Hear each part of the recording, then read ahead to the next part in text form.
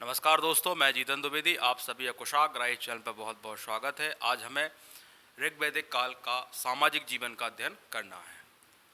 हम यहाँ देखेंगे सामाजिक जीवन, जब हम देखेंगे तो यहाँ का हम समाज देखेंगे, समाज में हम परिवार देखेंगे और इसके साथ साथ ही हम यहाँ स्त्री की दशा को देखेंगे और विवाह को देखेंगे और मनोरंजन हुआ, आभूषण हुए, इन सब चीज़ों को हम यहाँ देखेंगे। और यहाँ वर्ण व्यवस्था को भी देखेंगे कि ऋग्वैदिक काल के जो समाज था वहाँ वर्ण व्यवस्था किस प्रकार की थी कि नहीं थी, इन सबको भी यहाँ देखेंगे। तो शुरुआत में हम जब सामाजिक जीवन इसका देखेंगे तो पहला हम इसका जो आयाम देखेंगे वो परिवार देखेंगे। तो परिवार जो है यहाँ या ऋग्वैदिक काल का जो समाज है वो पित्त सत्तात्मक है। अभी आपको हमने सिंधु सभ्यता का सामाजिक जीवन जब पढ़ाया था तो वहाँ स्पष्ट किया था कि वहाँ का जो समाज है वो मात्र सत्तात्मक है। वजह क्या थी, क्या एविडेंस थे वहाँ हमें देखा कि जो मूर्तियाँ या मिली हैं या जो मुद्रा पर जो मूर्तियाँ मिली हैं वो सर्वाधिक हमें नारी मूर्तियाँ मिली हैं। इस एविडेंस के आधार पर हमने कहा कि वहाँ मात्र सत्तात्मक है। कहाँ? सिंधु सभ्यता में। और यहाँ हम क्या कह रहे हैं, ऋग्वैदिक काल के सामाजिक जीवन में हम कह रहे हैं पित्त सत्तात्मक। तो यहाँ भी कुछ एविडेंस होंगे। एविडेंस के रूप में आप देखें तो विश्वामित्र ऋषि ने अपने 50 पुत्रों को घर से निकालने का आदेश दिया था और उन पुत्रों ने वो बात मानी भी थी, है ना। ऐसे एक और ऋषि के संबंध में आता है, वो ऋषि तो नहीं है पर वो एक जुआरी थे और वो अपने सारे पुत्रों को जुआ में हार गए थे। तो इन सब कुछ एविडेंसों से हमें ऐसा लगता है कि जो वहाँ का समाज है वो पित्त सत्तात्मक है, यानी वहाँ पुरुष प्रधान है, ठीक। और पिता की बात वहाँ सर्वोपरि है। और जो परिवार का वयोवृद्ध व्यक्ति होता था वो परिवार का मुखिया होता था, उसके बाद ज्येष्ठ पुत्र वहाँ का मुखिया होता था। और परिवार भी यहाँ देखने को मिलता है, संयुक्त परिवार देखने को मिलता है। 4-4 पीढ़ी तक के जो पीढ़ियां हैं वो एक साथ रहने को मिलती है। और स्पेशल बात यहाँ ये है कि यहाँ मातृ पक्ष और पिता पक्ष है, यानी ससुराल और मायके के दोनों भी पीढ़ियां यहाँ देखने को मिली है। वजह क्या है, जैसे कबीला था यहाँ, अभी हम उस पर भी चर्चा करेंगे। तो कबीलाओं में आपस में शादियाँ हो रही हैं और कबीले साथ में रह रहे हैं, संगठित हो गए। तो वहाँ मातृ पक्ष भी देखने को मिल रहे हैं और आपको पितृ पक्ष भी देखने को मिल रहे हैं, ठीक है। यहाँ तो ये और परिवार की समृद्धता का सूचक क्या था, जिसका परिवार में जितनी ज़्यादा जनसंख्या होगी वो परिवार समृद्ध माना जाएगा। तो ये हमने क्या देखा, ये हमने ऋग्वैदिक काल के परिवार के बारे में जाना, ठीक। इसी प्रकार हम जब उत्तर वैदिक काल पढ़ेंगे तो वहाँ का भी सामाजिक जीवन देखेंगे, ठीक। और यहाँ हम क्या देखेंगे, वर्ण व्यवस्था। तो वर्ण व्यवस्था यहाँ जन्म आधारित नहीं थी, यहाँ रंग आधारित कह लें। हमने आपको बताया था जो गौर वर्ण के थे उनको आर बोलने लगे थे, जो श्याम वर्ण के थे उसको अनार बोल रहे थे। और वर्ण का यहाँ अर्थ होता है चयन करना, वर्ण करना, ठीक। तो इस पर भी हम यहाँ देखेंगे कि यहाँ जन्म आधारित नहीं है। जैसे एक उसको भी उदाहरण से आप समझे, विश्वामित्र ऋषि है वो क्षत्रिय है, जाति से क्षत्रिय है, परंतु उनका जो व्यवसाय है, जो काम है वो ऋषि का है। वहीं एक भृगु ऋषि हुए जो ब्राह्मण है और वो काम क्या कर रहे हैं, वो काम क्षत्रिय कर रहे हैं। तो यहाँ क्या देखने को हमें मिल रहा है इन एविडेंसों से कि यहाँ जो भी वर्ण व्यवस्था है वो कैसी है, कर्म आधारित है, ना कि जन्म आधारित है। तो ये भी हम यहाँ देखेंगे। इसके बाद हम यहाँ स्त्री की स्थिति को देखेंगे या स्त्री को दशा को देखेंगे। तो यहाँ स्त्री की सबसे अच्छी स्थिति हुई है। हिस्ट्री में देखा जाए तो ऋग्वैदिक काल में ही महिला की जो स्थिति है वो अच्छी हुई है यहाँ, क्योंकि महिला को यज्ञ में, युद्ध में, दोनों में भाग लेने का अधिकार था, ठीक है ना। और महिलाओं के जैसे यहाँ बाल विवाह नहीं था, सती प्रथा नहीं थी, पर्दा प्रथा नहीं थी, अंतरजातीय विवाह के कुछ आंशिक हमें संकेत मिलते हैं या कुछ उसके मिलते भी हैं। इसके अलावा दहेज का प्रचलन तो यहाँ था। और जैसे यहाँ तलाक हुआ, बहुपत्नी प्रथा का प्रचलन नाम मात्र का था या कम मात्रा में देखा गया। तो कुल मिला के कह सकते हैं कि हम महिलाओं की दशा कैसी थी, अच्छी थी। सभा, समिति, विदर्भ नामक संस्थाओं में भी महिलाएं हिस्सा लिया करती थी। विदर्भ होता है सबसे अभी इस पर हम जब राजनीतिक जीवन आएंगे तो उस पर भी वहाँ डिस्कस करेंगे। फिर यहाँ विवाह की बात की जाए तो यहाँ 8 प्रकार के विवाह देखने को मिले हमें। ब्रह्म विवाह, देव विवाह, आर विवाह, प्रजापत्य विवाह, गंधर्व विवाह, राक्षस विवाह, पैचास विवाह, इन सबको भी देखेंगे, है ना। इसमें कुछ अनुलोम विवाह होंगे, कुछ प्रतिलोम विवाह होंगे। तो यहाँ हम स्त्रियों को भी देखेंगे। स्त्रियों को यहाँ शिक्षा का अधिकार है ना। और जो स्त्री शादी नहीं करना चाह रही है तो उनके लिए भी यहाँ प्रावधान दिया गया है कि वो पिता की संपत्ति में हिस्सा ले सकती है। तो यहाँ स्त्री को हमें महिला की स्थिति को क्या देखने को मिलेगा, यहाँ सबसे अच्छी स्थिति यहाँ महिला की देखने को मिलेगी। फिर जैसे हम उत्तर वैदिक काल की तरफ बढ़ेंगे, महिलाओं की स्थिति में गिरावट हमें देखने को मिलेगी।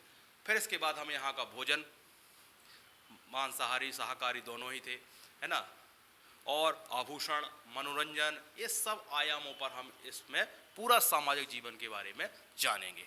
तो हम शुरुआत करते हैं सामाजिक जीवन को परिवार से। ठीक, कि आप जाने कि ऋग्वैदिक कालीन यानी आपका कितना समय, 1500 से 1000 BC के बीच का जो समय है, इसमें ऋग्वैदिक काल इसी को बोला जाता है। तो इसमें समाज कैसा था, बस ये पढ़ना है हमें बस।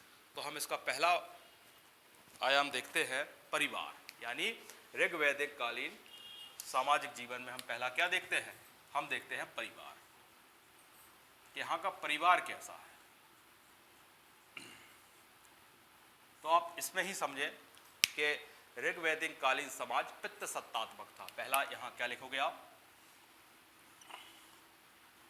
ये आपको नोट्स बनाना भी सीखना है कि चीजें याद ना रहें और आपको कंसेप्ट समझ में आए। तो ऋग्वैदिक समाज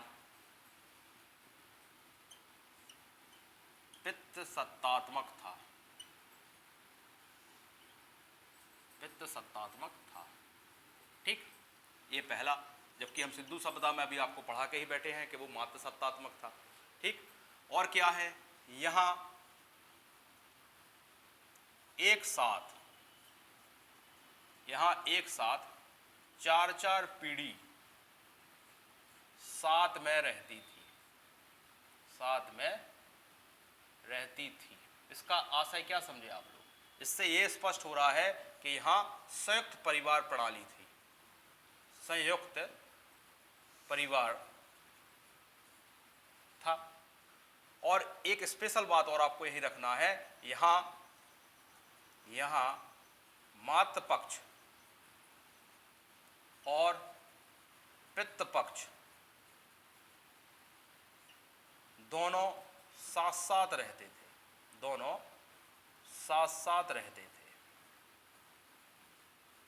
ये कैसे समझ में आया आपको, कबीला है कोई, इस कबीले में ही आपस में शादियां हो रही हैं, मान लो ये कबीला है, तो इसमें आपको मातृ पक्ष और पितृ पक्ष के लोग क्या होंगे, साथ साथ निवास करेंगे। तो ये चीज भी आपको स्पेशल में ध्यान रखना है।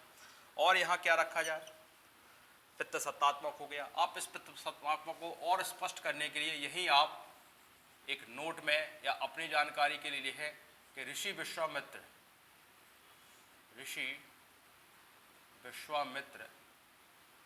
ने अपने 50 पुत्रों को घर से निकाला, ऐसा एविडेंस मिलता है। यानी पिता क्या है, सर्वपरि देखने को आपको यहाँ मिल रहा है। पिता के कहने पर 50 पुत्र क्या हो रहे हैं, घर से निकल रहे हैं। तो ये पित्त सत्तात्मक है। एक जुआरी पिता के बारे में ही बताया गया है कि वो अपने बच्चों को जुआ में हार चुका था। तो इससे स्पष्ट होता है कि ये समाज जो है वो पित्त सत्तात्मक है। ठीक, ये आपको स्पष्ट हो गया। घर मतलब इनके कहने पर 50 पुत्रों ने घर छोड़ दिया था, इसका मतलब समझे ना, ऋषि विश्वामित्र ने अपने 50 पुत्रों को या 50 पुत्रों को घर से निकाला या उनके कहने पर घर से निकाला। ये भी आप यहाँ ध्यान रखें। अब और क्या इसमें देखेंगे आप परिवार वाले में, तो हमने क्या बताया था, वयोवृद्ध जो सबसे बुजुर्ग मेंबर है फैमिली का, वही क्या होगा, परिवार का मुखिया होगा। और इसके बाद परिवार का जो ज्येष्ठ पुत्र होगा यानी बड़ा लड़का होगा वो मुखिया होगा। तो आप लिखेंगे यहाँ वयोवृद्ध सदस्य परिवार का मुखिया होगा। ठीक, और इसके बाद यही लिख लें आप, और इसके बाद ज्येष्ठ पुत्र क्या होगा, मुखिया होगा।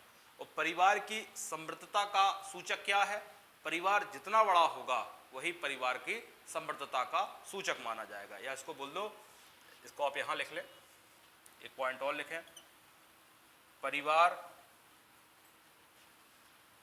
की समृद्धता संप्रभुता का सूचक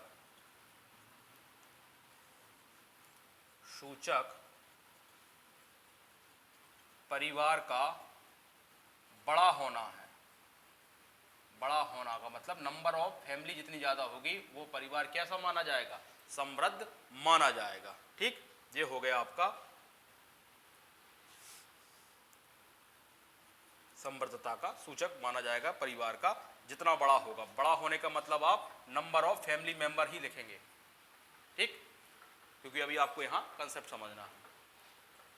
इसके बाद इसमें हम देखते हैं परिवार की ये बेहरता का भी हो गया। वायुवृत्त एक शब्द आता है गोत्र शब्द की, गोत्र के हिसाब से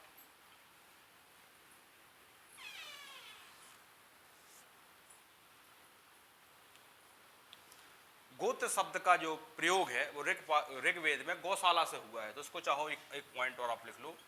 गोत्र शब्द का प्रयोग ऋग्वेद में गौशाला से हुआ है।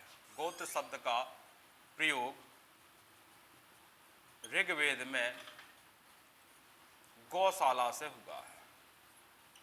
ठीक, तो आप क्या देखें, ये तो एक्स्ट्रा फैक्ट है। परिवार यानी सामाजिक जीवन में हम सबसे पहले परिवार ही देखते हैं। परिवार में पितृसत्तात्मक है, यहाँ एक साथ चार चार पीढ़ी के लोग साथ में रहते हैं, इसलिए संयुक्त परिवार प्रणाली है। यहाँ स्पेशल क्या है या विशेष क्या है, विशेष क्या है, यहाँ विशेष ये है यहाँ मातृ पक्ष और पितृ पक्ष के दोनों ही के परिवार साथ साथ निवास करते हैं, दोनों साथ साथ निवास या साथ साथ रहते हैं। वायु वृद्ध सदस्य परिवार का मुखिया होगा और उसके बाद बड़ा लड़का यानी ज्येष्ठ पुत्र होगा। परिवार की समृद्धता का सूचक क्या है, वो है परिवार का बड़ा होना। ठीक, ये होने आपने क्या देख लिया, ये देख लिया आपने परिवार। किसमें, सामाजिक जीवन में हमने पहला आयाम देखा परिवार। दूसरा हम देखेंगे वर्ण व्यवस्था। ऋग्वैदिक कालीन समाज में या ऋग्वैदिक काल में वर्ण व्यवस्था कैसी थी, जन्माधारित थी कि आपकी कर्म आधारित थी, उसको भी हम यहाँ देखते हैं। देखो बहुत सिंपल तरीके से आप इसको याद कर सकते हो।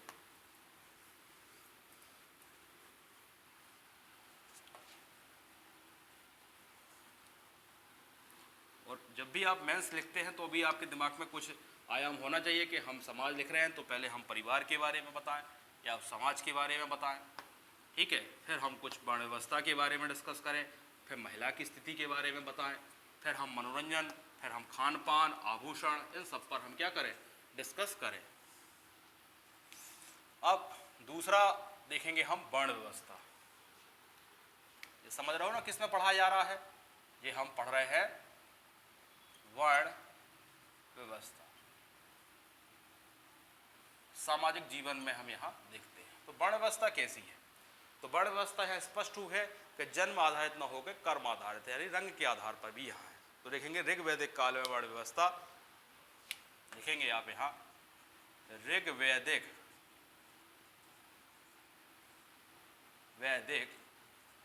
काल में वर्ण व्यवस्था जन्म मूलक ना होकर, जन्म मूलक ना होकर, जन्म मूलक ना होकर रंग या व्यवसाय के आधार पर, रंग या व्यवसाय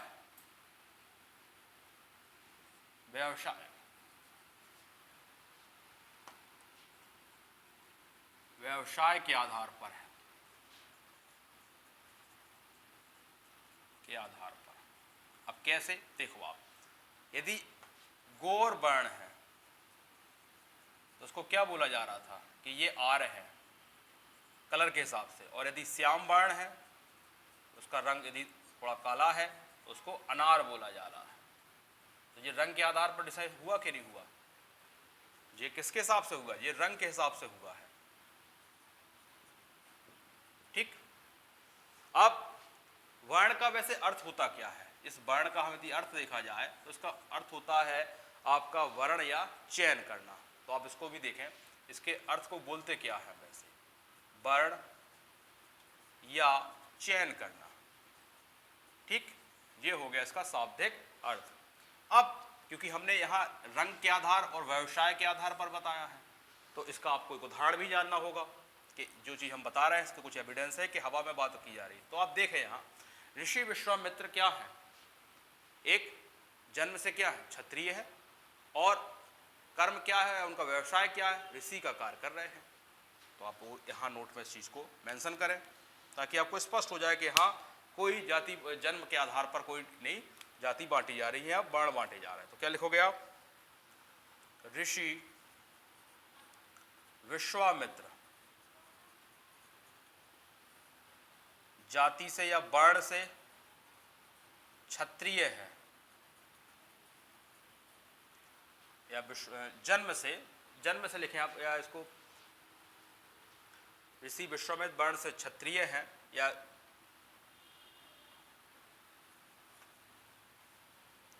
विश्वामित्र क्षत्रिय है परंतु व्यवसाय ऋषि का करते हैं, व्यवसाय ऋषि का करते हैं, यानी पुरोहित के रूप में उनकी भूमिका है। तो वहीं आप एक उदाहरण और देखें नोट में, ऋषि भृगु हुए आपके, अब भृगु एक ब्राह्मण हुए और जो कि क्या थे, जाति से या जन्म से ब्राह्मण थे, और कर्म क्या था उनका, राजा का था। तो अब वो भी आप यहां लिखेंगे।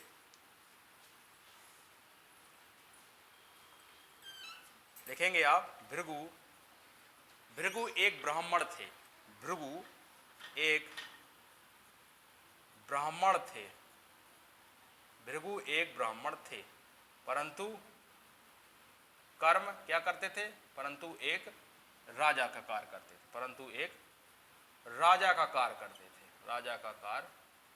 करते थे, ये केवल आपको समझाने के लिए ही हमने दो नोट यहाँ लिखा है।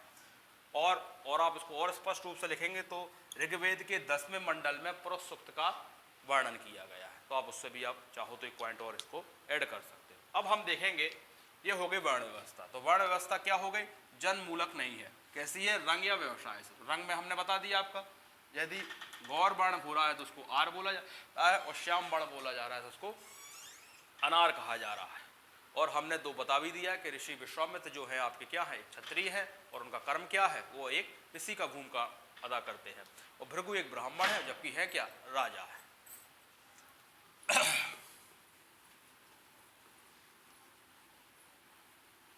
अब हम देखेंगे तीसरा इसका आयाम कौन सा है।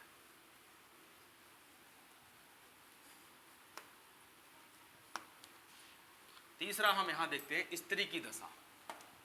यही सामाजिक जीवन में देखो पढ़ना है आपको। इसको चाहो तो आप पहले एक चार्ट में क्लियर कर ले कि हमें कौन कौन से बिंदुओं पर कुछ भी लिखना है। मेंस भी तो ऐसे ही लिखा जाता है। यदि आपके पास डेटा पर्याप्त नहीं है तो आप मेंस भी नहीं लिख पाओगे।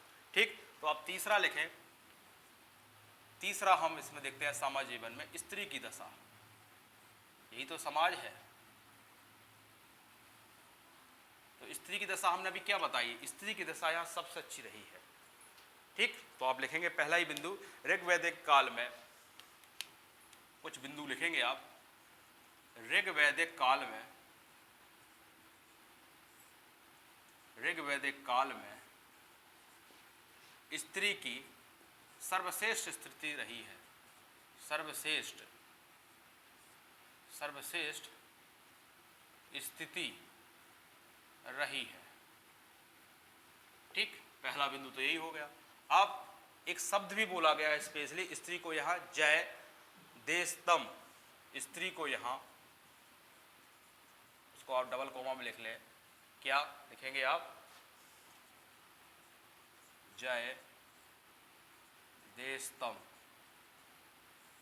इसका अर्थ होता है, जय देशतम का अर्थ होता है पत्नी ही घर है, पत्नी ही घर है या गृह है। मतलब घर घर नहीं है जब तक उसमें स्त्री ना हो। तो यहाँ क्या समझ में आता है इस लाइन से? इस लाइन से आपको स्पष्ट हो रहा है कि यहाँ जो महिलाओं की स्थिति है या जो स्त्री की स्थिति है वो कैसी देखने को मिल रही है आपको, सर्वश्रेष्ठ देखने को मिल रही। ठीक, और क्या देखने को मिल रहा है, यहाँ महिलाएं सभा समिति विदर्भ नामक संस्थाओं में क्या कहती हैं, हिस्सा लेती हैं या भाग लेती हैं। तो अगला लिखें, महिलाएं, अभी सभा समिति को हम डिस्कस करेंगे राजनीतिक जीवन में। महिलाएं यहाँ प्रशासनिक प्रशासनिक संस्थाएं जैसे सभा, समिति तथा विदर्थ जैसी संस्थाओं में भाग लेती हैं। तो ये भी यहाँ क्या दर्शा रहा है कि महिलाओं की यहाँ भूमिका है। अब और क्या है देखने के लिए, तो यहाँ महिलाएं यज्ञ और युद्ध दोनों में क्या लेती हैं, हिस्सा लेती हैं। तो ये भी आप क्या लिखेंगे, बिंदु यहाँ लिखेंगे, महिलाएं या स्त्री महिलाएं यज्ञ और युद्ध दोनों में हिस्सा लेती हैं। ठीक, ये हो गई महिलाओं की यहाँ स्थिति। अब इसी महिलाओं की स्थिति में या दशा में हम यही एक पॉइंट में लिखते हैं विवाह, कि यहाँ कौन कौन से विवाह थे, या महिलाओं को अंतरजातीय विवाह हुआ, ठीक है ना, अब उनकी स्वेच्छा से विवाह हुआ, ये सब प्रचलन था कि नहीं था, यहाँ बहुपत्नी प्रथा हुआ, तलाक हुआ, है ना, बाल विवाह। तो कुल मिला के हम अब विवाह के बारे में ही यहाँ क्या करेंगे, कुछ डिस्कस करेंगे। तो आप चाहो तो इसको नोट डाउन कर लो, क्योंकि हम थोड़ा सा ऊपर से ही लिखेंगे।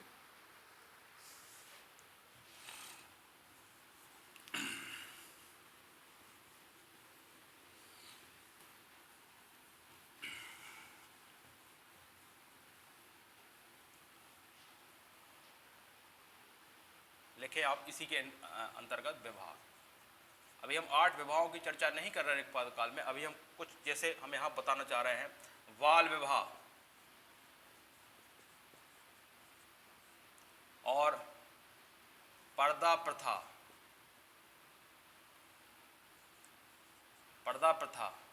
सती प्रथा, इन तीनों की बात की जाए, का प्रचलन नहीं था।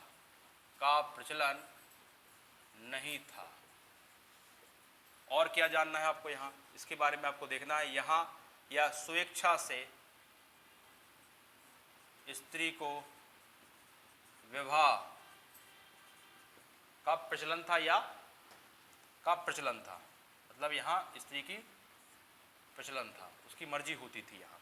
इसके बाद यहाँ अंतर जातीय, ठीक है ना, यहाँ चाहो तो आप लिख लेंगे क्या, अंतर जातीय जो शादियाँ होती हैं या विधवा विवाह के भी हमें आंशिक प्रमाण मिले हैं। तो क्या लिखोगे आप, अंतर जातीय तथा विधवा विवाह के भी संकेत मिले हैं, मतलब ये भी यहाँ हो रहा था। और क्या देखने को मिल रहा है हमें यहाँ, और हम यहाँ देख रहे हैं कि तलाक हुआ आपका, क्या हुआ, तलाक, कौमा, तलाक के बाद हुआ बहुपत्नी विवाह,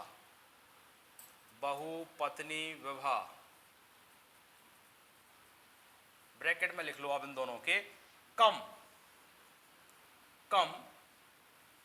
साक्ष्य मिले हैं, मतलब थे परंतु कम मात्रा में, मतलब बहु प्रथा यहाँ कोई खास प्रचलन नहीं था, मिले तो है संकेत पर बहुत कम मात्रा में मिले हैं।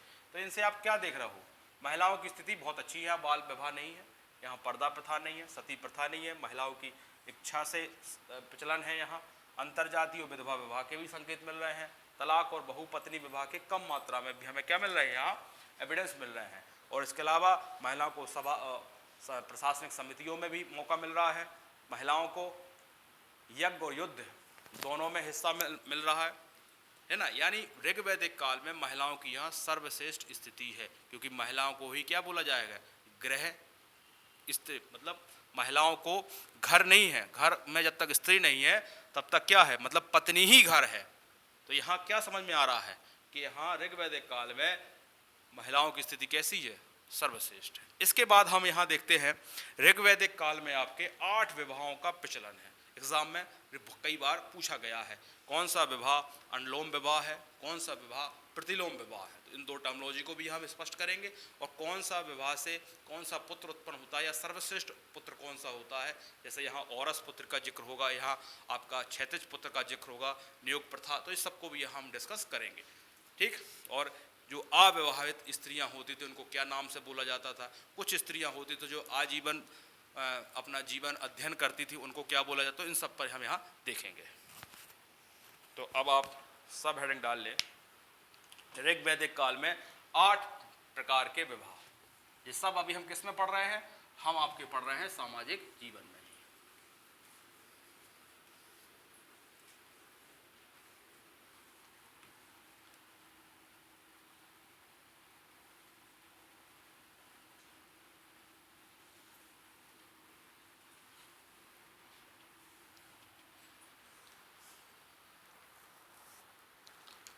आप यहां लिखें ऋग वैदिक काल में 8 प्रकार के विवाह का प्रचलन था। सब हेडिंग लिख लें। ऋग वैदिक काल में 8 प्रकार के,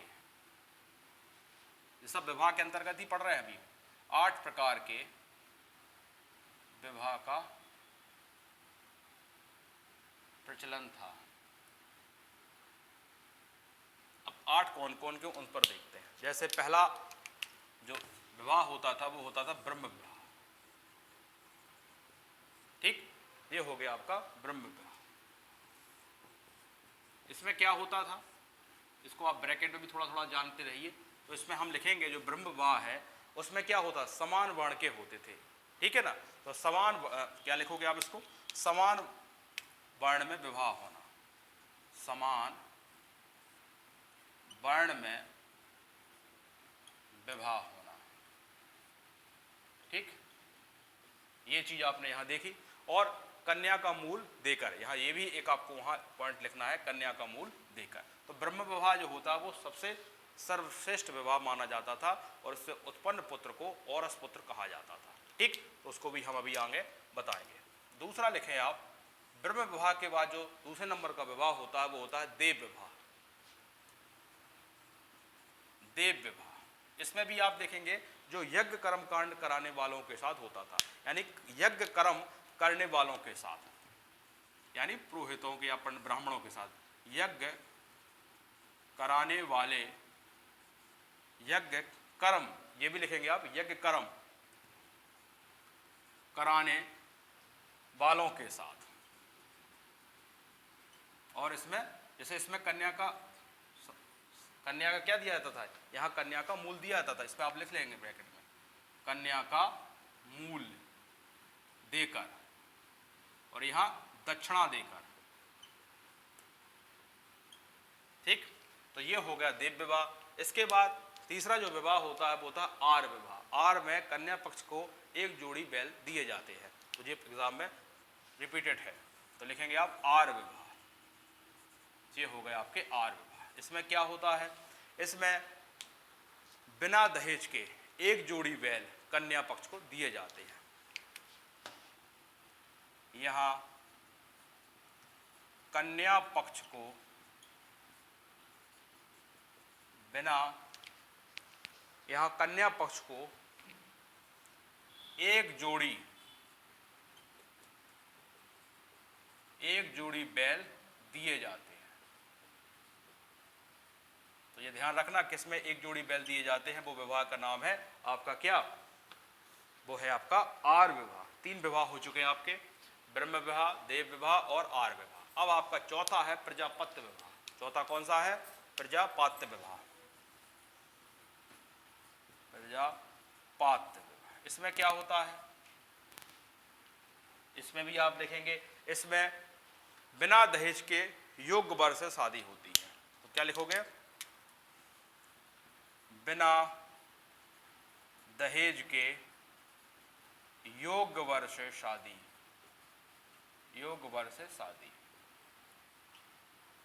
और जो शुरुआत के जो 4 विवाह है, यही विवाह जो होते हैं वो ये कहलाते हैं अनुलोम विवाह। तो ये भी आप यही लिख लें, शुरुआत के 4 विवाह, इसको बोला जाता है अनुलोम विवाह। तो ये टर्मिनोलॉजी भी आपको क्लियर हो जाएगी। अनुलोम विवाह जो शुरू के 4 है, क्या होता है, इसमें कन्या का वर्ण निम्न होता है, कन्या का वर्ण निम्न होता है तथा पुरुष का वर्ण उच्च होता है। इसलिए इस प्रकार के विवाह को क्या बोला जाता है? इसको बोला जाता है अनुलोम विवाह बोला जाता है। ठीक, ये भी आपको टर्मिनोलॉजी स्पष्ट हो गई है। अब हम पांचवा विवाह देखेंगे, जिसको अब जो नेक्स्ट चार होंगे वो आपके प्रतिलोम विवाह होंगे, और इसका जस्ट उल्टा हो जाएगा, कन्या का वर्ण वहाँ उच्च हो जाएगा और पुरुष का वर्ण क्या हो जाएगा? निम्न हो जाएगा। तो आप देखें अब अगला असुर विवाह।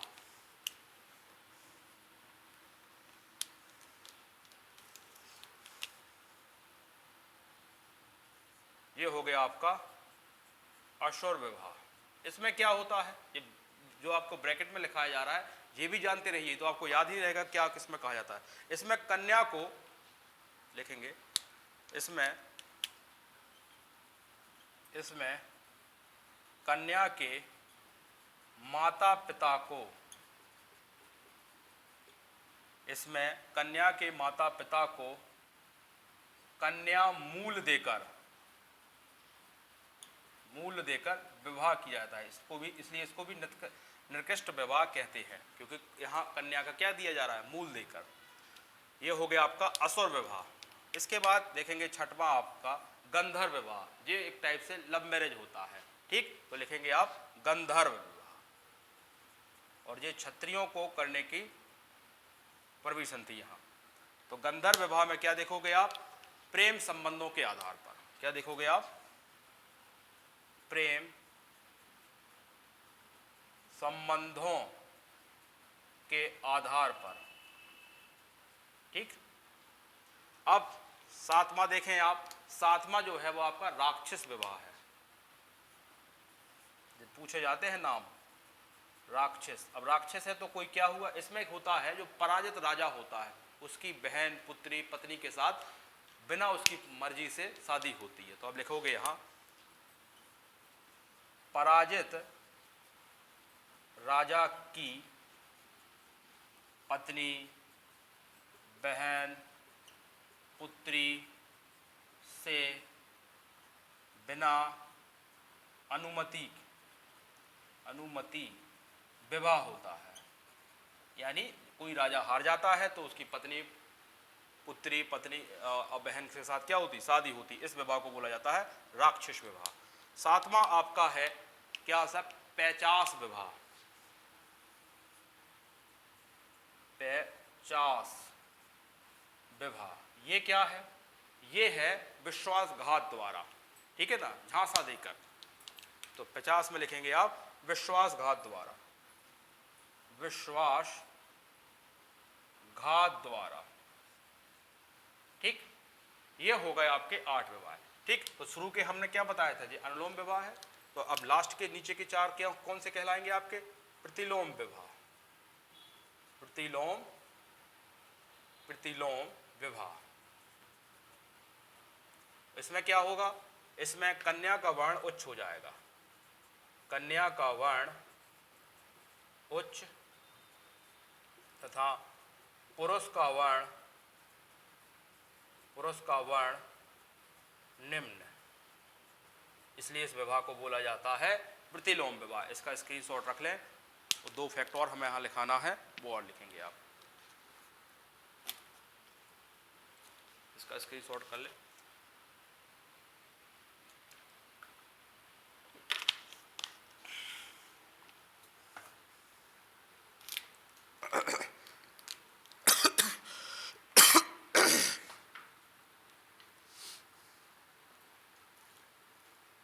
कुछ फैक्ट और हैं इसी के संबंध में। तो आप पहले अब इसका हमें अब देखना है, जो ब्रह्म विवाह से उत्पन्न पुत्र है उसको औरस पुत्र कहा जाता है और वो सर्वश्रेष्ठ माना जाता है। ठीक, तो पूछा जाता है कि औरस पुत्र जो है वो किस विवाह के दौरान उत्पन्न हुआ, या क्षैतिज पुत्र है वो किस प्रथा के द्वारा उत्पन्न हुआ। तो ये सब आपको यहाँ जानने होंगे जो आपसे एग्जाम में पूछते जाते हैं।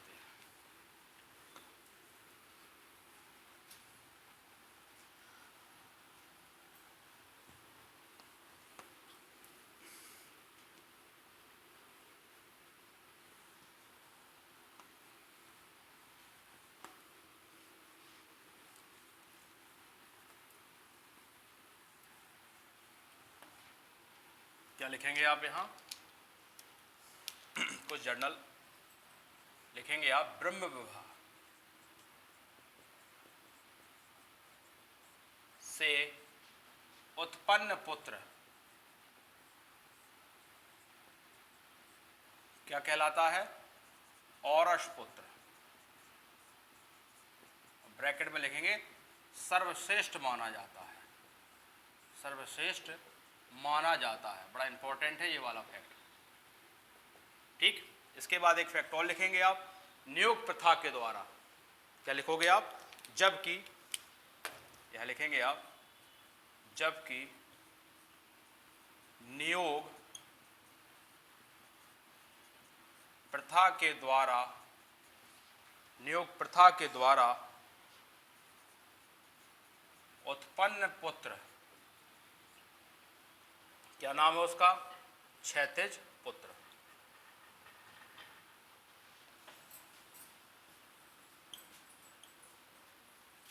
पुत्र। नियोग प्रथा क्या होती है? निकटतम, यदि किसी पति का, किसी स्त्री का पति खत्म हो जाते हैं तो उसके निकटतम संबंधी से के द्वारा उत्पन्न जो पुत्र होता है उसी बोला जाता है क्षैतिज पुत्र। और औरस पुत्र आप जान ही चुके हो, ये क्या कहलाता है? औरस पुत्र जो होता है वो आपका सर्वश्रेष्ठ पुत्र माना जाता है। ठीक, अब हमें क्या देखना है? एक फैक्ट और यही देखते हैं। अविवाहित महिला को एक नाम से जाना जाता है जिसको बोला जाता है अमाजु स्त्री। वो भी आप यहां लिखें। क्या लिखेंगे आप? अविवाहित, अविवाहित स्त्री को क्या कहा जाता है? अमाजु। अमाजु स्त्री बोलते हैं उसको। क्या बोलते हैं? अमाजु स्त्री बोलते हैं। तो आपसे जब आप क्वेश्चंस लगाएंगे टॉपिक पढ़ने के बाद तो आपको ये सब क्वेश्चन वहां देखने को मिलेंगे कि जो महिला की शादी नहीं हुई है उसको क्या कहा जाता है। ठीक, अब अभी हमने आपको वो 4 विवाह लिखाए थे, तो जो शुरू के 4 हैं, जो शुरू के 4 हैं वो ब्राह्मणों के लिए क्या है? अलाउ करता है, यानी ब्रह्म विवाह, देव विवाह, आर विवाह, प्रजापत्य विवाह। जो शुरू के 4 हैं या अनुलोम विवाह हैं ये ब्राह्मणों के लिए है। जो आपके इसके बाद हमने बताया था, जिसमें हमने आपको असुर विवाह बताया था। असुर विवाह में कन्या का मूल उनके माता पिता को दिया जाता है। इसमें क्या था? इसमें क्या था? इसमें ये था, ये वैश्य और शूद्रों के लिए था। और गंधर्व विवाह जो है वो आपके क्षत्रिय के लिए था। यप, तो ये भी चाहो तो आप यहाँ एक तथ्य के रूप में लिख सकते हैं, नोट में स्पेशल, कई बार पूछा जा सकता है आपसे। ठीक, यानी शुरुआत के जो 4 विवाह थे वो ब्राह्मणों के लिए थे। जैसे आप लिखेंगे यहाँ, लिख ही लें आप उसको, कुछ नोट में लिख लें कुछ फैक्ट। क्या लिखेंगे? ब्रह्म विवाह, वैसे तो हम वही लिखा देते आपको। इसके बाद आपका देव विवाह, इसके बाद आपका आर विवाह और एक आपका प्रजापत्य विवाह। ये जो 4 शादियां हैं ये किनके लिए थी? ये ब्राह्मणों के लिए थी। ठीक, और इसके बाद जो आपके कौन सा विवाह था? असुर विवाह। असुर विवाह में कन्या का मूल उसके माता पिता को दिया जाता था। इसमें वैश्य और शूद्रों के लिए था। इसके बाद गंधर्व विवाह की बात की जाए तो वो किसके लिए था? वो क्षत्रियों के लिए। ये हो गया आपका कुछ और तथ्य जो आपको जानने चाहिए। इसके बाद कुछ स्त्रियां होती हैं, विदुषी महिलाएं होती हैं, जो आज जन्म कुमारी रह के, आज जन्म कुमारी रह के यानी बिना शादी के क्या करती हैं? वो विद्या ग्रहण करती। इन्हीं को जैसे हमने पढ़ाया था, अपाला, घोषा, मुद्रा, विश्वरा, ये सब कौन थी? अविवाहित महिलाएं थी जो आजीवन विद्या ग्रहण करती थी। इनको ब्रह्मवादिनी कहा जाता था और ये विदुषी महिलाएं होती थी। तो वो भी आप यहाँ लिख लें, क्योंकि अब स्त्री वाला टॉपिक हम पढ़ रहे हैं सामाजिक जीवन में, तो वो पूरा ही आप लिखें। जब आप कभी निबंध लिखते हैं तो इन सभी तथ्यों का इस्तेमाल आप मेंस में करते हैं। क्या लिखाना था हमें? ब्रह्मवादिनी, ब्रह्मवादिनी, और इन्हीं को क्या बोला जाता है? विदुषी महिलाएं। क्या होती है? पहले तो इनको लिखें। तो जो विदुषी महिला होती है, ऐसी स्त्री जो विद्यार्थी होती है, लिखेंगे आप परिभाषा के रूप में, ऐसी स्त्री जो विद्यार्थी रहती हुई कुंवारी रहकर कुंवारी रहकर विद्या ग्रहण करती है, विद्या ग्रहण करती है। यानी शादी, देखो वहां आपको डाउट होगा, जैसे हमने कहा जो स्त्री शादी नहीं करती उसको हमने क्या बोला था, अमाजु बोला था, पर ऐसा अंतर है, जो विद्यार्थी भी है पूरा जीवन विद्या ग्रहण करती है, तो वो कौन सी महिला कहला रही है यहाँ, बिंबवादी या विदुषी महिलाएं। कुछ आपको नाम ध्यान रखने होंगे, जैसे अपाला, घोषा, लोपामुद्रा। अपाला, घोषा, लोपामुद्रा, ये कौन सी महिलाएं हैं, या कौन सी विदुषी महिलाएं हैं, आजीवन कुंवारी रहकर क्या कर रही हैं, विद्या ग्रहण कर रही हैं। सक्ता, निवावरी, तो ये कुछ आपको नाम आपको एग्जाम में ध्यान रखना है, निवावरी, ठीक, ये कुछ आपको नाम क्या रखना है, ध्यान रखने हैं। अब स्त्रियों के यहाँ उपनयन संस्कार भी हुआ करते थे और 16 उपनयन संस्कार होते थे। तो आप एक पॉइंट और लिख लें, स्त्रियों को उपनयन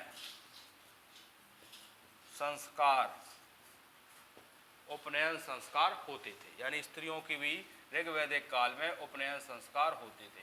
कुल मिला के आप क्या देख रहे हो, स्त्रियों की स्थिति यहाँ क्या है, सर्वश्रेष्ठ आपको देखने को मिल रही है। अब 16 संस्कार हैं, तो गौतम ऋषि के द्वारा 16 संस्कार प्रस्तुत किए गए। हम पूरे तो नहीं लिखेंगे, फिर भी आप शुरुआत के कुछ अंत के देख लें, और आप गूगल में सर्च करके 16 संस्कार की आप लिस्ट बना सकते हैं। जो भी आपके पास कोई भी जो पुस्तक है जिसका आप इतिहास पढ़ने में इस्तेमाल करते हैं, उसमें भी ये सब दिया रहता है। तो आप क्या लिखेंगे, 16 संस्कार।